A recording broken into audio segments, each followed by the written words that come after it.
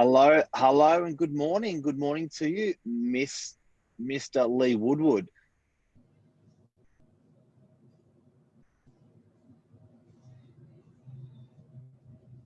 Good morning.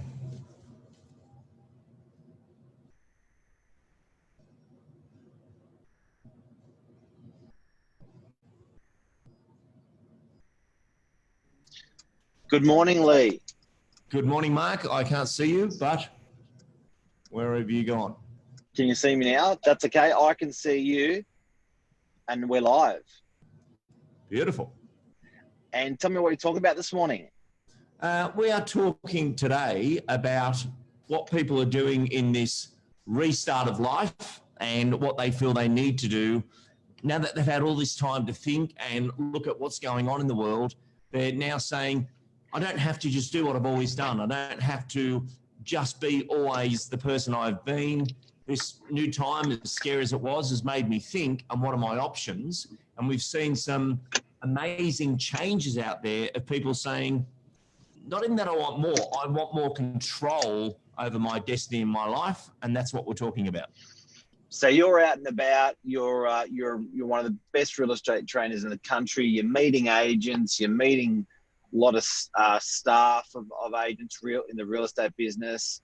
And that's the word on the street. Hey, everyone's doing the big reevaluation. Very much so. Like, we've seen people put on staff. We've seen people start their own businesses. We've seen people run their own effective business units. We've seen people shift brand. This uneasiness has brought about, and this happens in life, when people get scared, concerned, and cornered, they can then suddenly say, well, what's the worst thing that can happen to me? And the worst thing is, and once you accept that and say, okay, well, I get that. So what's a good thing that can happen to me? Like, what's a great thing that could come out of this? I could actually use this time to do something different. I could use this time to progress my skills. I could use this time to become digital. I could use this time. And it actually, fear is an amazing driver at times. And I love the acronym for fear, which is false evidence appearing real.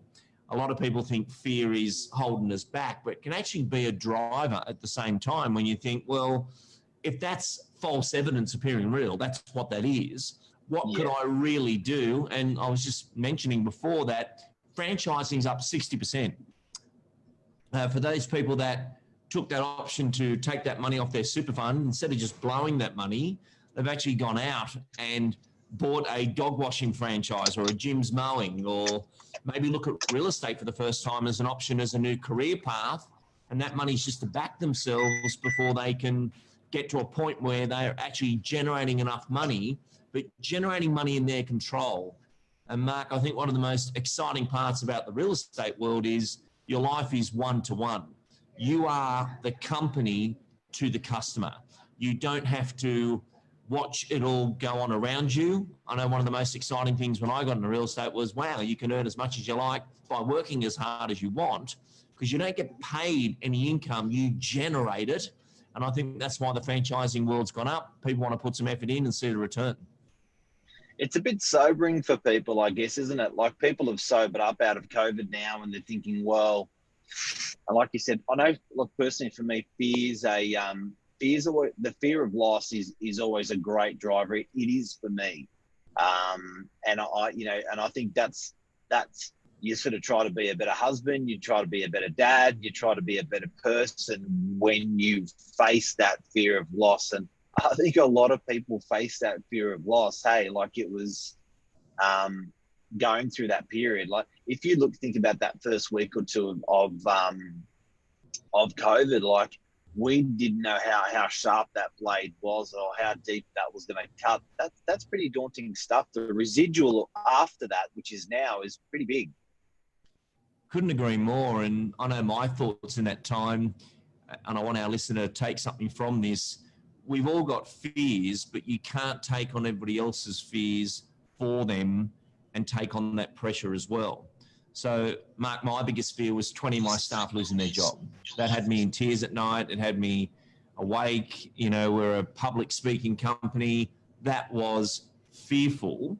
However, within that, that's a responsibility. But then there's other people around you that are expecting you to do things for them.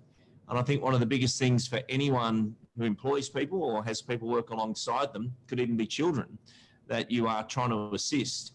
I think the rule of thumb here is if you're working harder on them than them, there's an issue. That's when you're taking on things way too wide. You know, yep, we're here to help, support, and do whatever we can, but everyone's got to dig in and do their part and not just wait for somebody else to save them or fix it along the way. And I think that's the point. And we've all had it with our children, our work colleagues, our friends, our partners. There's only so much weight you can bear of others, and then they've got to kick in themselves with their own fear. And that fear, you know, there's some great words there of, you know, find somebody else more terrified than you and help them, and you can suddenly find courage. And I think that's what it all comes down to. Just want to say g'day to some viewers. Amal, g'day, legend, false evidence. Ray Price, how are you, buddy? But no, it is interesting, hey, because what you said is you got a problem when you want to help people more than they want to help themselves. That's very interesting, and I think that's very typical with parenting. You know what I mean? Like, and it's much easier to build on what the kid on what your child wants to build on, rather than build on what you want to build on. And then moving that over to the workforce, I guess it can be it's definitely the same way, isn't it?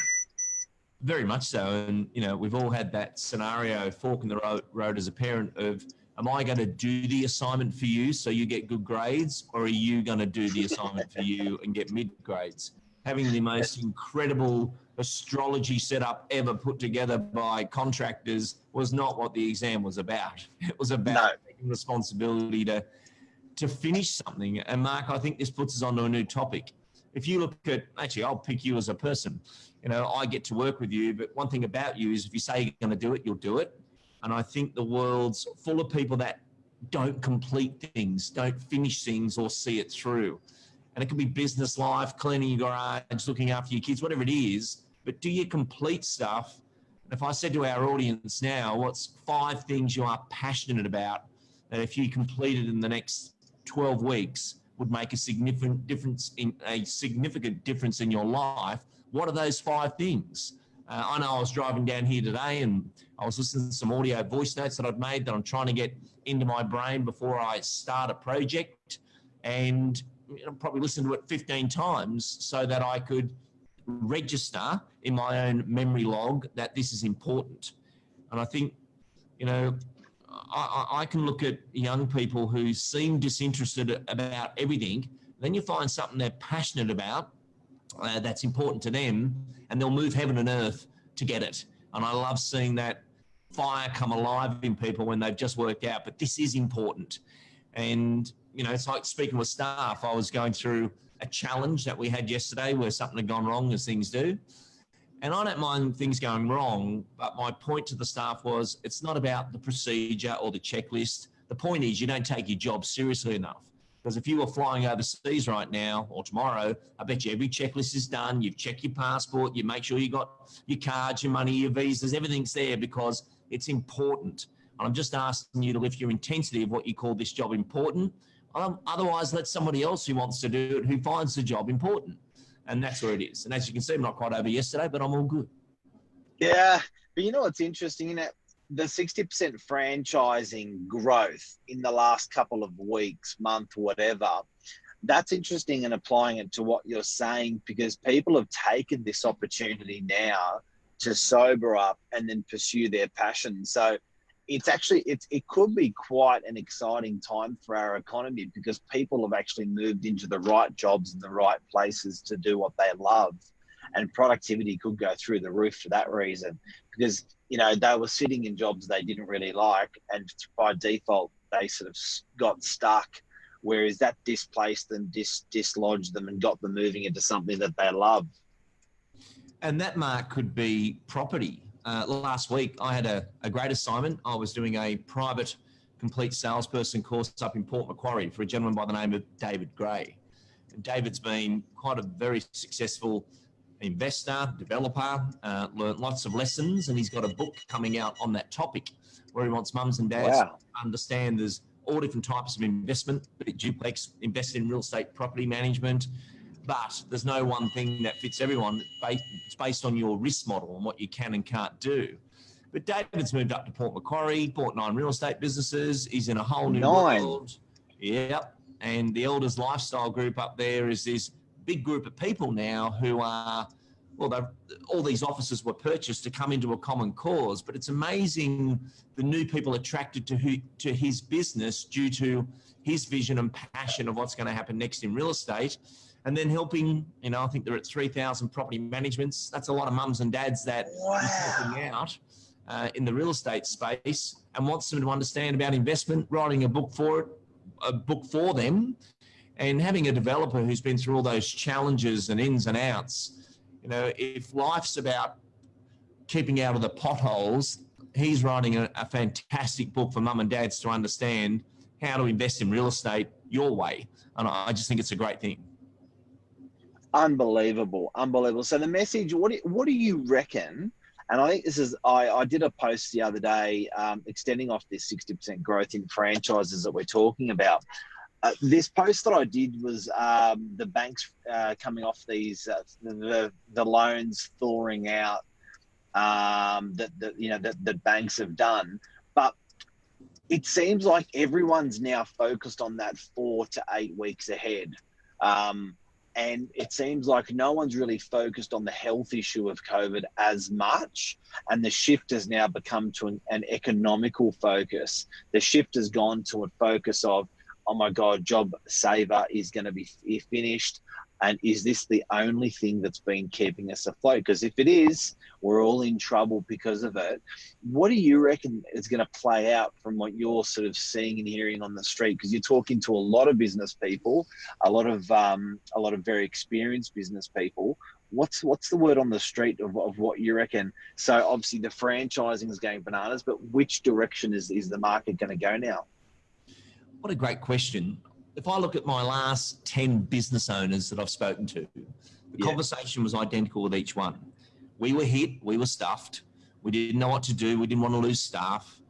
Some went, but they were going anyway. And then those who kicked in, actually some left because they do better on Job Saver or Keeper than they would working under their current salary, which is a sad moment where someone thinks, one of my favourite sayings, Mark, is when all the money passes hands, the question is, what did you contribute?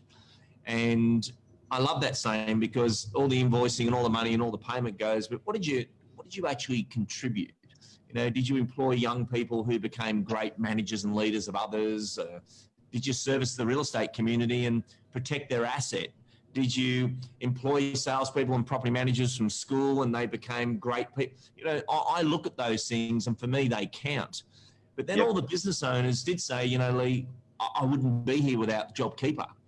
And JobKeepers give them a chance to reevaluate. A few of them said, we won't come back ever like we did. We won't have that. We won't need this. They're definitely learning to work lighter. And I think that's an interesting way of working without dropping service levels. But I think there's a lot of business wastage or leakage going on that there's a humbling part of real estate that the veil's been lifted and maybe we don't need all that stuff. At the end of the day, if we look at the real estate industry, you can do all the technology and everything you like. At the end of the day, someone's looking for a house. Can you find one and pop them in it? That has not changed in what the customer requires from us. And I think the greatest question that has come out of all this in this restart, this rethink, who are you, is who am I serving? Who's my customer? What am I fixing? And forget your competition. Focus on your customer. What does the customer actually want from you that will provide value? They want to be associated, glad to work with you. I know myself, Mark, I work with some other external coaches that I bring in to test my thinking. I'm about to write another book, and who says I'm right? I could have the wrong chapter headings or the wrong directions.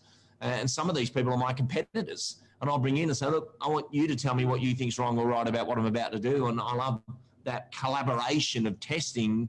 And I've seen a lot more people work together after this rather than, if you and I are competitors, Mark, which we're not, one wins, one loses, versus what if we both got it right? What if we both came out better and worked together has been... Isn't that interesting? I've seen some amazing collaborations in this. It's been wonderful. Isn't that amazing? So almost what you're saying is it's the economic forecast that I asked you about for the next 4 to 8 weeks is not even that important, because what we've built in the last 12 weeks and discovered and learnt and trimmed and stuff, all that stuff is moving forward now. So economically, down or up, it sort of doesn't matter as much. The lessons are learned, and we're applying those to ourselves and our businesses, and they're much more important. What you've got left over when all the money's past hands. So the money is not really as important. The job seeker finishing is not really important. It's the leftover is more important, that we're carrying with us the next 4 to 8 weeks. Couldn't agree more. Let's look at one of my favorite words: progress or progression. And if you're watching and listening to this program right now, let's do a little self-analysis question. One of the questions we've asked on the show today is, what's 5 things you're passionate about that if you did in the next 12 weeks, those little mini projects, they can be simple, would make a true difference in your life and career? That's a great question for today. It's not hard to pull over after this particular segment and write down those 5, but then write down another 5. What are my top 5 learns in this time that I can apply to my progression? One of those would be true colors. A lot of people bring out their true colors in these times, and you think, wow, that's interesting that you would say, think, or feel that. I'm not saying you're right or wrong, but I'm hearing you. And I think everyone, because I've seen the opposite of true colors, some people that I didn't think would have done anything did do something. I think, wow, you really kicked in and followed through on that. And I haven't seen you that accelerated and passionate in 20 years, let alone the last 13 weeks. And that's a good point. Mark, you and I were on a bike ride through Thailand 13 weeks ago when all this started.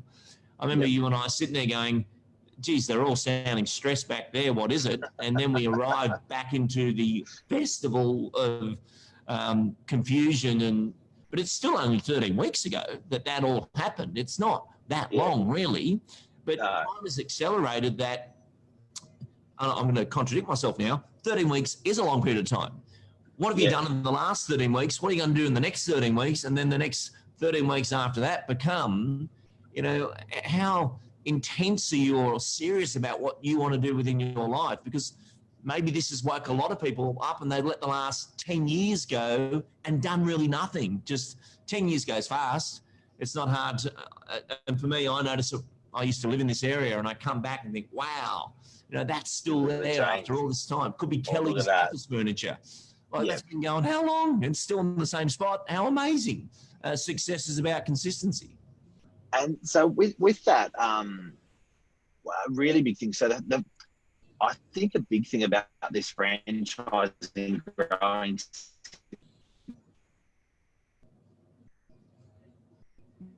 60%, take $1 away, or whether you give $1 to me, it's my attitude is much more relevant than you giving me $1 or taking $1 from me. It doesn't matter. So putting that back over to that job seeker question that I asked before, how are we going to be after job seekers finished? Whether we're down $1 or whether we're up $1, it doesn't really matter. Our attitude is what matters. And I believe we're better for it. Our attitude's better. I agree, Mark. I think what we've just experienced is a masterclass in attitude. And if you're out there now and stuck it out, did some less hours and stayed with the company and had that appreciation that your employer, who is your franchise really, is the person who was there, kept you employed, that appreciation will make you feel different about working in that environment. Being thankful to have a job. If other opportunities popped up for you in that time, or you came alive and decided, you know what, I'll give you an example of that. I've had some brilliant salespeople who've really done nothing for the last 5 years and have just got serious about their career now. And this has been that masterclass of attitude that, and probably one of the hardest things for me as a coaching, training advisor is this one point. You meet so many people, Mark, who've got all the jargon, but not the behavior. Success is a set of behaviors that you do. Be it you get up early and get something nailed and finished and get there on time. That wonderful article of that military guy about wake up and make your bed. You know, you want to be successful, make your bed first thing in the morning. You know, what are your daily disciplines? And don't Google that. I'm asking you personally, to all the listeners and watchers. So, Mark, you walk every day at 5 o'clock in the morning. It's one of those daily disciplines. It's bloody freezing out there at the moment. Why do you walk at 5 o'clock every morning? Health of the mind, health of the body. So walking loosens thought. And you've obviously got a lot to think about when you turn up on the deck here and it's full on. But that one daily discipline, it's easy to stay in bed and say it's cold and this, but, you know, it's one of those daily disciplines. I'm in my recording studio at 5 o'clock every morning. And it's in my backyard. It's all purposely built. I can have Ugg boots and pajamas on, be in there within minutes. But I've got to be starting, working, finishing or completing something every day. Otherwise, I'm no longer providing value. I'm not doing my part. Can I share something with you? G'day, Lisa. G'day, Andrew Cole, Adam Nassif legend. How are you guys? Boot camp. Lisa said it was 13 weeks ago. We had boot camp. Boot camp it was. Can I share something a bit close to my heart that I haven't really told anyone externally that I'm going to say on Facebook Live, this show. I was really worried about the business 13 weeks ago, 12 weeks ago. And some of the most influential people in business around me, I turned to and said, like, what are you doing? The majority of my small circle had cut wages by 50% in their business. Some of these guys had over 200 staff, some of them 30, 40. And that was the best, but what they did was a little bit fairer than that. They also said, everyone can apply for their super. And if you're under 130K, your actually cash flow is going to be better off than what it was if you take your super pre 30 June, after 30 June. But what we'll do is, if the market fares better than we think, we'll do an equalization payment of your wages. We'll top it all back up. But if it's less than what the market thinks, then everyone's going to take that proportional hit that the company's taken. Very calculated, very, very, I don't know, fair, unfair, illegal. And I was like, right, survival. I know a lot of our competitors in our marketplace did something similar, where they turned to their staff and said, 30% hit. And this goes back to the attitude. This goes back to exactly what we're saying. Franchising up 60%. People's behavior has changed. People's attitude has changed. This was part of my attitude, defining moments in life where I said, you know what? And I talked to Lisa about it, and we said, I'm going to think about it. Not going to do anything rash. Some people, bang, next day they've executed it. I waited a week. Again, I talked to my buddies. They said, you done it yet? I said, no. But I'm going to do it Tuesday. Tuesday came and it still didn't sit well with me. And I was like, maybe I'll do 30%, maybe I'll do 50%. Spoke to some key staff in the business, and they thought their words were, we'll follow you into this. If that's what you think is the best thing to do, that's what we'll do. I missed one very good friend of mine, and was lucky to have a meal with him, and he said to me, Mark, some of these guys have been with you a very long time. Some have gone, and most importantly, the ones that are stuck by your side right now. you've put your kids through school, you've pursued your hobbies and your passions, you've shown you've traveled, you've had a home, you've bought investments, your office. Your last 18 years your crew's been very kind to you. Yes. I think I had this discussion with you, Lee, as well. Yeah. I got some advice with you on this, and I said, yeah. And he said, now when times are tough, you're gonna put your hand in their pocket. So when they were there for you through the highs and lows of business, are you now there for them? And he said, I get it that you just simply can't survive. But he said, if you've got the ability to see out the next 12 weeks, maybe it's going to be 26 weeks. If you've got the ability, he said, the loyalty and respect that you'll have from your team by standing by them will be far greater than the loyalty and respect you'll have from your team if you do the option of making them take a 30 or 50% hit. And I said, even with an equalisation payment, I'm going to make it up. He said, even with an equalisation payment. And he further said, and if you could take this opportunity to grow your business, to expand your business, if it is going to be a quiet time, that's what you should do. Wow. And that was the result. And that's what we did. So, and I can't tell you how nice it was to be opposite the team.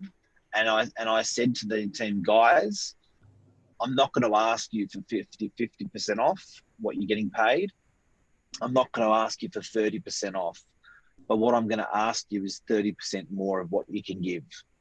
Yeah, right. If you can give concentration or focus or passion or time or anything or days off or whatever, I'm asking you guys for that right now, because I am putting in my bit more, and this is a display of it.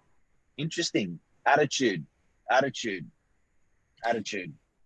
I think it's been a time like that for all of us. We're working twice as hard for half as much, but you've either got time or money. And the time shift has been quite significant for a lot of people. And I think the receiving part of the people you serve, they've been quite different to chat to as well, because they're obviously going through a different part of their life. And I know when we were working here with your property management department, Mark, and we just, what's the plan? Let's reach out to the landlords. We're here to protect the asset. Is there anything you need? Just call me at any time. And the advice line was the channel that we took to marketplace as, this is important. It's not about negotiating. It's about collaborating with the tenants of Novak to see how we can all do this and bring it all together. But just the landlords being ecstatic with the reach out of, okay, I didn't have a question, I had concerns, but thank you for reaching out. That's what people remember most versus, okay, I'm going to change, shift, move, go. Anyone can run, but will you stand there and stick it through or find another way? I think that's what this all came, that's my biggest learn of the whole thing. What if we could find another way? Well, we can't do what we did anymore, so find another way. But that became a daily thought of, what are you going to do today? I don't know. We're going to find another way. Or you can watch in the grandstand. But if you want to be on the field and play along the life game, you've got to be on the field. You can't just watch the game forever. Yep. Yeah, look, it's definitely an amazing sobering now, and I can't wait. I cannot wait. I'm wrapping this up. I just can't wait for the next 4 to 8 weeks. I'm deeply sorry and sore for industries that both hands and both legs were tied up, and I get that not everyone could pivot, and if I can help those guys, I would. And they are travel, and they are hospitality. So what we should do as a community is anything we could do to help these guys out, we really, really should do, because they are in a world of pain. But if they are 5% or 10% of the marketplace, and that 90% of the marketplace is what the majority of us are talking about today, respectfully. Yeah, I was working with one of the best sound engineers in Australia for music is a gentleman by the name of Terry Cox. There's not many albums he hasn't worked on in the music industry. And we're very fortunate that he does sound advice for us in our studios, and came up and set up our new studios. We've got a big record going on this weekend, and, bringing in that level of expertise is what you do.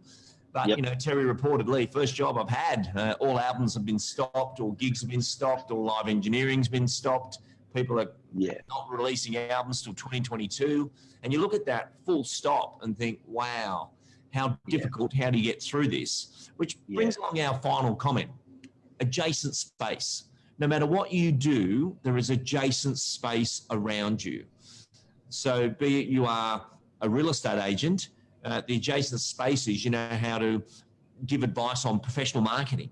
And people in your space right now, be it your accountants, lawyers, removalists, whoever it is, may need some help on marketing. You might work for a charity. One thing that you and I can do, Mark, is generate lead generation for money for the children, because we understand how to communicate. We're communicators. And everyone's got a set of skills, but who else could you help around you with some adjacent space?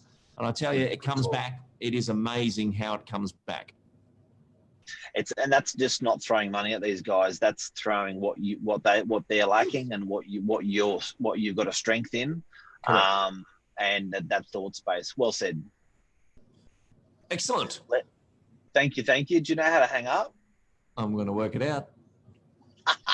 So, guys, just so you know, Lee was ad hoc, not meant to be doing this morning, yet he had to go into our sound studio and get the thing firing up. And he did. There's 3 buttons on the bottom, Lee. On the bottom of the Zoom screen. Yep. Cool. And you can hit that little puppy. But so he came in, and I told you intricately what needed to be done, and you nailed it. This is Zoom on steroids, this thing. Thank you, everyone. Wonderful to see you all. And Mark, I will see you soon. Thanks, Legend. See you soon. Love you. See you. Bye, everyone. Bye.